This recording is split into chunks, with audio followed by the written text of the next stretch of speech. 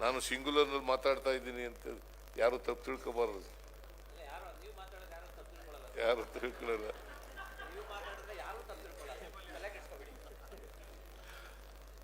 ರಾಮಾ ಜೋಯಿಸ್ ಅವರು ಸುಪ್ರೀಂ ಕೋರ್ಟ್ಗೆ ಹೋಗ್ತಾರೆ. ಸುಪ್ರೀಂ ಕೋರ್ಟ್ನಲ್ಲಿ ಮೀಸಲಾತಿ ಕೊಟ್ಟಿರೋದು ಕಾನ್ಸ್ಟಿಟ್ಯೂಷನ್ ಬದ್ಧವಾಗಿದೆ ಅಂತೇಳಿ ತೀರ್ಪು ಕೊಡ್ತಾರೆ. ಒಂದು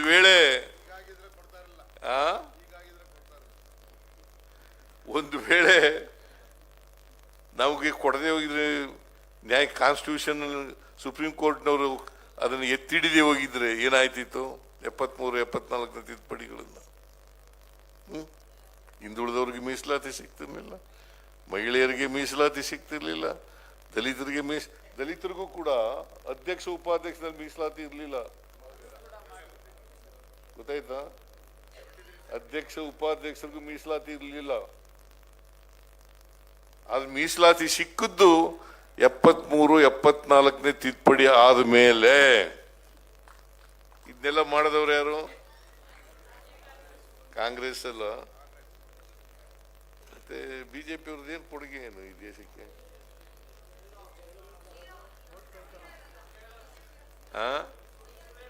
ಓಟ್ ಕಳ್ಳತನ.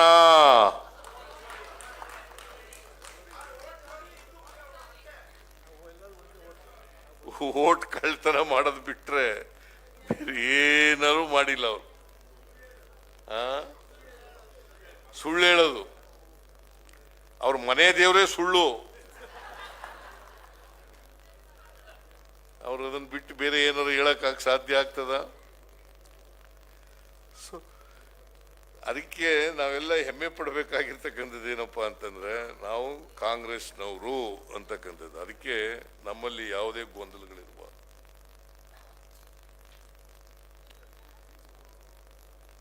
ಕಾಂಗ್ರೆಸ್ ಅಂತಂದ್ರೆ ಒಂದು ರಾಜಕೀಯ ಪಕ್ಷ ಅಷ್ಟೇ ಅಲ್ಲ, ಇದು ಒಂದು ಚಳುವಳಿ. ಕಾಂಗ್ರೆಸ್ ಪಕ್ಷ ಬರೀ ರಾಜಕೀಯ ಪಕ್ಷ ಅಲ್ಲ, ಇದು ಒಂದು ಚಳುವಳಿ ಮತ್ತು ಸಿದ್ಧಾಂತ. ಒಂದು ಸಿದ್ಧಾಂತ, ಒಂದು ಚಳುವಳಿ. ನಾವೆಲ್ಲ ಚಳುವಳಿನಲ್ಲಿ ಇದ್ದೀವಿ, ನೀವೆಲ್ಲ ಚಳುವಳಿನಲ್ಲಿ ಇದ್ದೀರಿ, ಕಾಂಗ್ರೆಸ್ನವರೆಲ್ಲ ಚಳುವಳಿನಲ್ಲಿ ಇದ್ದೀರಿ.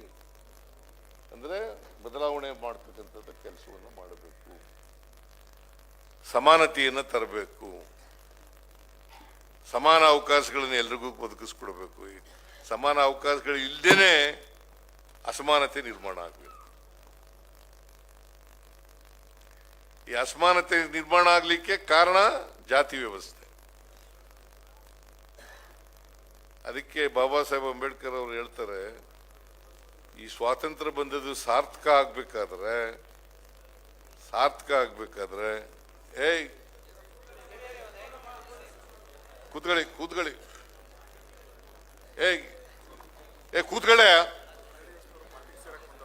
ಅಲ್ಲಿ ಇಲ್ಲಿ ಕೂತ್ಕೊಳ್ಳಿ.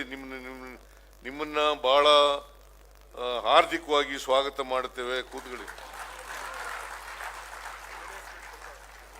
JDS ಬಿಟ್ಟು ಕಾಂಗ್ರೆಸ್ ಸೇರ್ತಾ ಇದ್ದಾರೆ. ಬಹಳ ಒಳ್ಳೆ ಕೆಲಸ ಮಾಡ್ತಾ ಇದ್ದೀರಿ, ಒಳ್ಳೆ ತೀರ್ಮಾನ. ಯಶವಂತಪುರ ಕಾನ್ಸ್ಟಿಟ್ಯೂನ್ಸಿ. ಓಕೆ, ಬಹಳ ಒಳ್ಳೆ ದಿನನೇ ಸೇರ್ತಾ ಇದ್ದೀರಿ ನೀವು.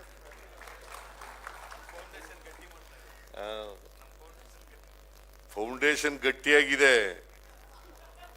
ಈಗ ಏನಾಗಿದೆ ಅಂತಂದ್ರೆ, ನಮ್ಮಲ್ಲಿ ಅಧಿಕಾರ ಬರ್ತದೆ ಹೋಗ್ತದೆ. ರಾಜಕೀಯದಲ್ಲಿ ಯಾವಾಗಲೂ ಅಧಿಕಾರ ಬರೋದು ಹೋಗೋದು ಇದ್ದೇ ಇರ್ತದೆ.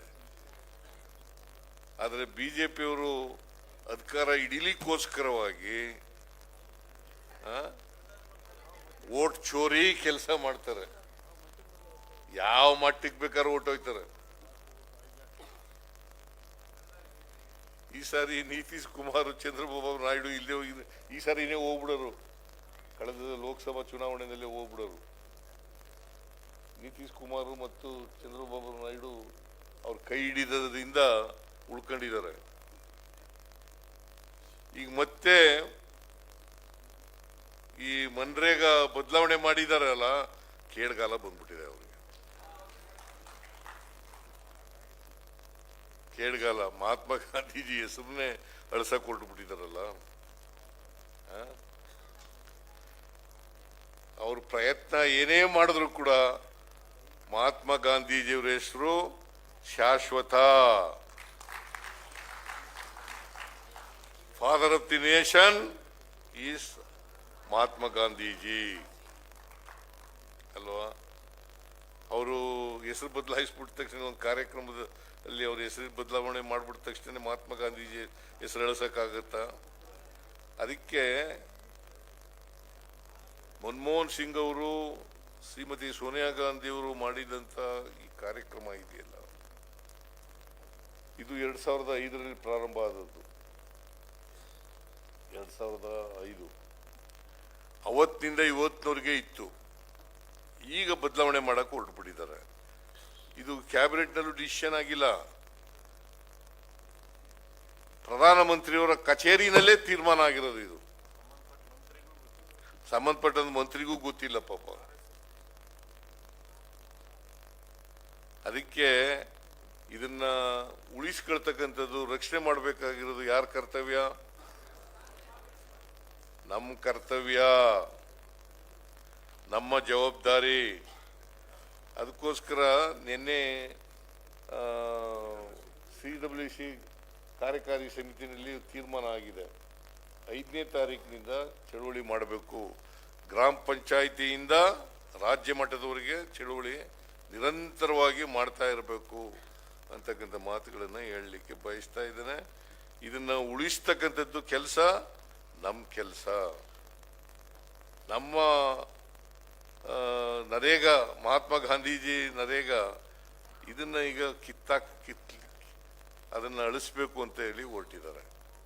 ಅದನ್ನ ಉಳಿಸ್ಕೊಳ್ತಕ್ಕಂಥ ಜವಾಬ್ದಾರಿ ನಮ್ಮದು ಅಂತಕ್ಕಂಥದ್ದು ನಿರಂತರವಾಗಿ ಹೋರಾಟ ಮಾಡಲೇಬೇಕು. ಇದನ್ನ ನಾವು 5ನೇ ತಾರೀಕಿನಿಂದ ಮಾಡಬೇಕು ಅಂತೇಳಿ ನಿನ್ನೆ ವರ್ಕಿಂಗ್ ಕಮಿಟಿನಲ್ಲಿ ತೀರ್ಮಾನ ಆಗಿದೆ. ಬಹುಶಃ ಸರ್ಕ್ಯುಲರ್ ಬಂದಿರಬೇಕು ಅನ್ನೋ ಕಾಣಿಸುತ್ತೆ ಅಂತ. ಸರ್ಕ್ಯುಲರ್ ಬಂದಿದೆ. ನಾವು ಇದನ್ನ ನಿರಂತರವಾಗಿ ಮಾಡೋಣ. ಪಂಚಾಯಿತಿ ಲೆವೆಲ್ನಿಂದ ಹೊಸದಾಗಿ ಮಾಡೋಣ, ಮಾಡ್ತಕ್ಕಂಥ ಕೆಲಸವನ್ನು ಮಾಡಬೇಕು. ಇವತ್ತು ಏನಾದರೂ ದೇಶಕ್ಕೆ ಬದಲಾವಣೆ ಮಾಡಿದ್ರೆ, ಇಲ್ಲಿವರೆಗೆ ಬಂದಿದ್ರೆ, ನಾವು ಸ್ವತಂತ್ರ ಭಾರತದಲ್ಲಿ ಬದಲಾವಣೆಗಳಾಗಿದ್ದರೆ ಅದಕ್ಕೆ ಕಾಂಗ್ರೆಸ್ ಪಕ್ಷ ಕಾರಣ ಅಂತಕ್ಕಂಥದ್ದನ್ನ ಮರೀಲಿಕ್ಕೆ ಸಾಧ್ಯ.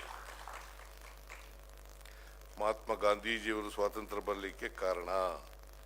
ಅದಕ್ಕೆ ಅವ್ರನ್ನ ರಾಷ್ಟ್ರಪಿತ ಅಂತ ಕರೆಯೋದು.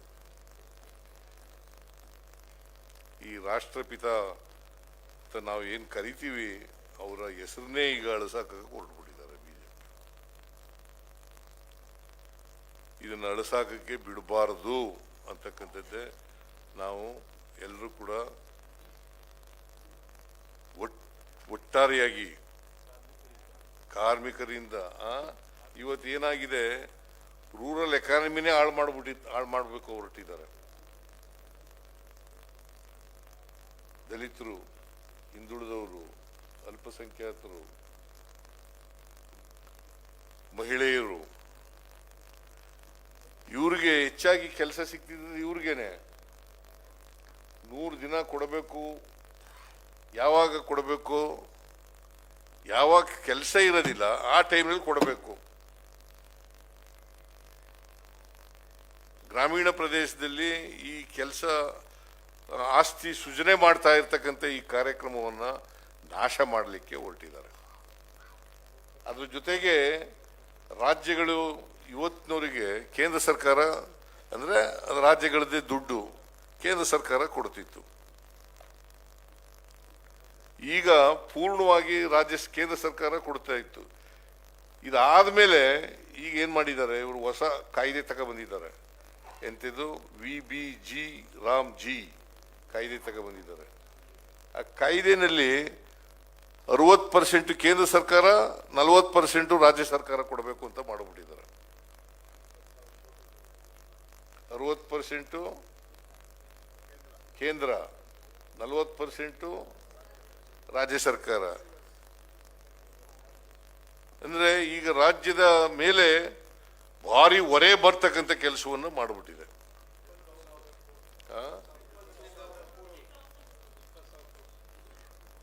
ಅಂತ ಇನ್ನೂ ಅಂದಾಜು ಲೆಕ್ಕ, ಅದು ಅಂದಾಜು 20,000 ಕೋಟಿ ನಷ್ಟ ಆಗ್ಬೋದು ಅಂತ ಕಂಡೀಷನ್ಸ್ ಎಲ್ಲ ಚೇಂಜ್ ಮಾಡಿದ್ದಾರೆ.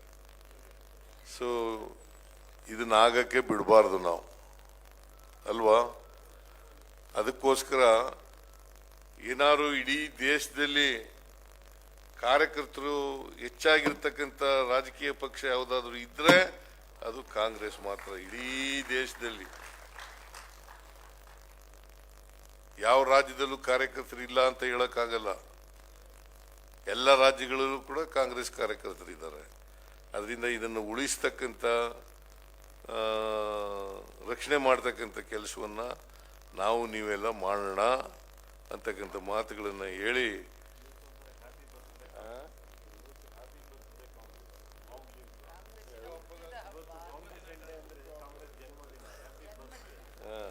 ಅದರಿಂದ ಇವತ್ತು ಕಾಂಗ್ರೆಸ್ಸಿನ ಜನ್ಮದಿನ, ಹುಟ್ಟಿದ್ದು ಇವತ್ತು. ಸ್ವಾತಂತ್ರ್ಯ ತಂದುಕೊಟ್ಟಂತ ಮಹಾತ್ಮ ಗಾಂಧೀಜಿ ಅಹಿಂಸೆ ಮತ್ತು ಸತ್ಯಾಗ್ರಹ. ಬಹುಶಃ ಜಗತ್ತಿನ ಯಾವ ದೇಶದಲ್ಲೂ ಕೂಡ ಹಿಂಸೆ ಬಿಟ್ಟು ಅಹಿಂಸೆಯ ಮೂಲಕ, ಸತ್ಯಾಗ್ರಹದ ಮೂಲಕ ಸ್ವಾತಂತ್ರ್ಯ ಬಂದಿರತಕ್ಕಂಥದ್ದು ಭಾರತ ದೇಶದಲ್ಲಿ ಮಾತ್ರ. ಅದು ಕಾಂಗ್ರೆಸ್ ಪಕ್ಷ ತಂದುಕೊಟ್ಟಿದೆ. ನಾವು ಇದನ್ನು ಉಳಿಸ್ಕೋಬೇಕಲ್ವಾ, ಜೋಪಾನ ಮಾಡ್ಕೋಬೇಕಲ್ವಾ? ಆ ಕೆಲಸ ನೀವು ಎಲ್ಲ ಮಾಡೋಣ ಅಂತ ಹೇಳ್ತಾ, ಇವತ್ತು ನಿಮ್ಮೆಲ್ಲರಿಗೂ ಕೂಡ ಕಾಂಗ್ರೆಸ್ಸಿಗರಿಗೆ ಒಂದು ಐತಿಹಾಸಿಕವಾದ ದಿನ ಅಂತಕ್ಕಂಥ ಮಾತುಗಳನ್ನು ಹೇಳಿ ನನ್ನ ಮಾತುಗಳನ್ನು ಮುಗಿಸ್ತೇನೆ.